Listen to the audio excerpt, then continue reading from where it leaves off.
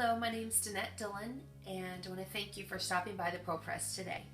So during this entire month, we're talking about beauty under pressure. What makes us beautiful under pressure, and how can we cultivate that in our lives?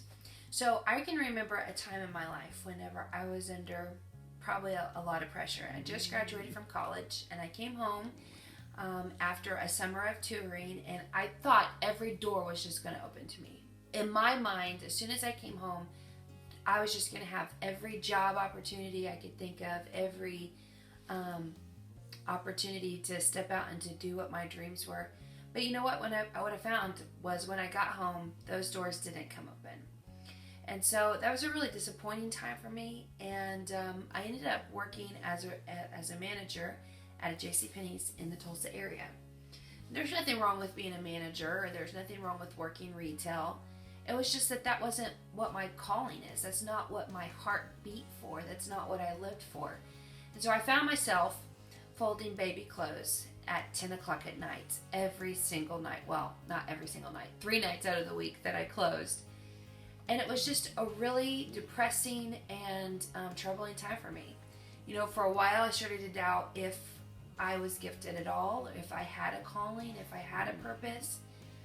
And over time, it really became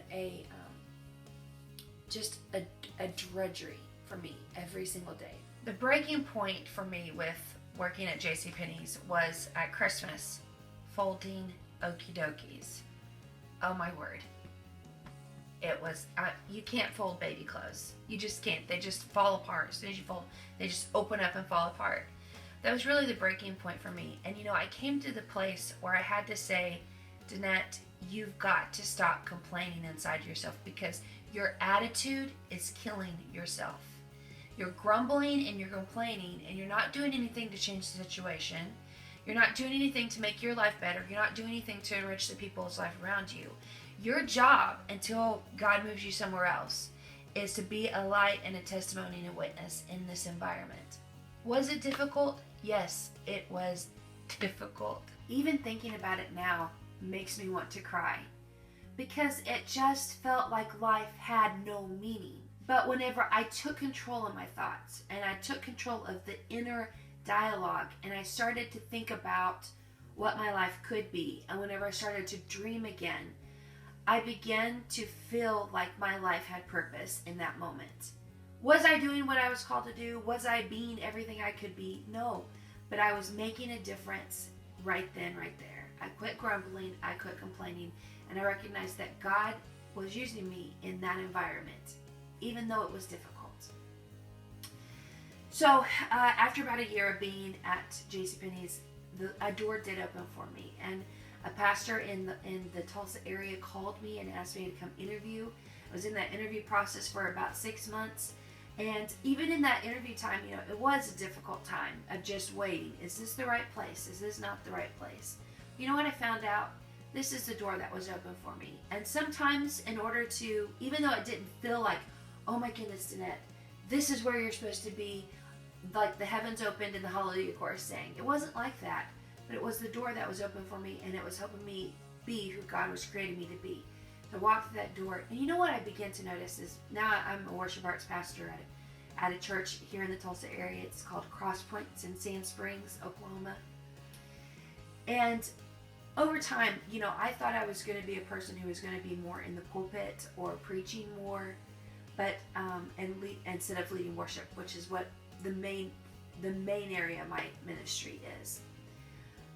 But I can honestly say that there is not a place that I feel more whole or more complete or more who God has created me to be than whenever I stand in front of our congregation and I have the honor and privilege to lead them into the presence of God, because it's in His presence that they can find hope, and they can find healing, and they can find rest. And I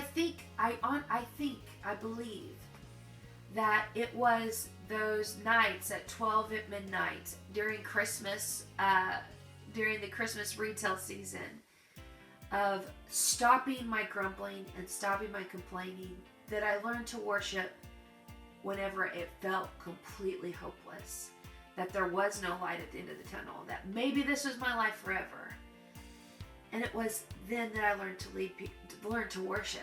And because I learned to worship then, I can lead people into his presence now. People who sometimes feel hopeless and lost and like there's no light at the end of the tunnel. And I can lead them there because I've been there. So I want to just encourage you to cultivate yourself where you're at and to let beauty come out of those pressure points of life. Is it easy? No, it's hard. Life isn't supposed to be necessarily easy, but life is a journey leading us closer to where we're supposed to be, closer to who we are supposed to be. So, this month, Pearl Press, Beauty Under Pressure. Let's go deeper and let's grow in him.